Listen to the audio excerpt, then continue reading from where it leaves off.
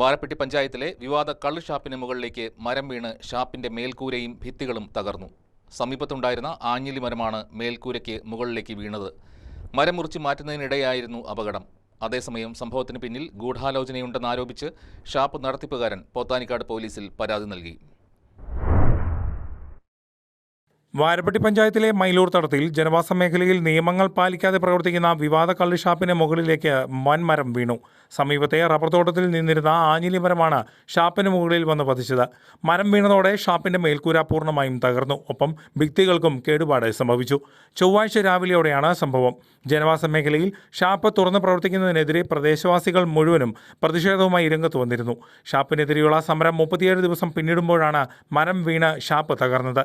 കള്ളുഷാപ്പ് പ്രവർത്തിക്കുന്ന കെട്ടിടം നിലനിൽക്കുന്ന റബ്ബർ തോട്ടത്തിന്റെ ഉടമസ്ഥൻ ഇവിടെയുള്ള റബ്ബർ മരങ്ങൾ മുറിച്ചു നീക്കാൻ കരാറുകാരനെ ഏൽപ്പിച്ചിരുന്നു.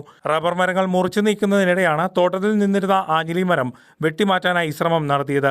ഇതിനിടെ വടം പൊട്ടിയാണ് അപകടമുണ്ടായതെന്ന് തൊഴിലാളികൾ പറയുന്നു. രാവിലെ പണി തുടങ്ങിയപ്പോൾ കയറ് കുത്തിട്ട് വലിച്ചായിരുന്നു. കുത്തിട്ട് വലിച്ചു കഴിഞ്ഞപ്പോൾ ആ കയറ് കുത്തിൽ ഇതായി മുറുകിയിൽ ഓടുവന്ന് പൊട്ടിപ്പോയതാണ്. പിന്നെ ഞങ്ങളുടെ കയ്യിൽ നിന്നില്ല, അത് അപ്പുറത്തേക്ക് മറിഞ്ഞത്. അതങ്ങനെ സംഭവിച്ചാണത്.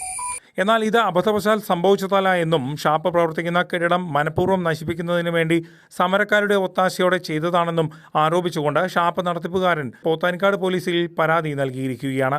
ഷാപ്പിന്റെ പ്രവർത്തനം ഇവിടെ തുടരുന്നതിനെതിരെ ശക്തമായ പ്രതിഷേധമാണ് ഉയരുന്നത്. സമരത്തിന് ഐക്യദാർഢ്യം പ്രഖ്യാപിച്ചുകൊണ്ട് മുസ്ലിം ലീഗ് പഞ്ചായത്ത് കമ്മിറ്റിയും രംഗത്ത് വന്നിരുന്നു. മുസ്ലിം ലീഗിന്റെ നേതൃത്വത്തിൽ പ്രതിഷേധ പ്രകടനവും യോഗവും നടത്തി. News desk KCV news.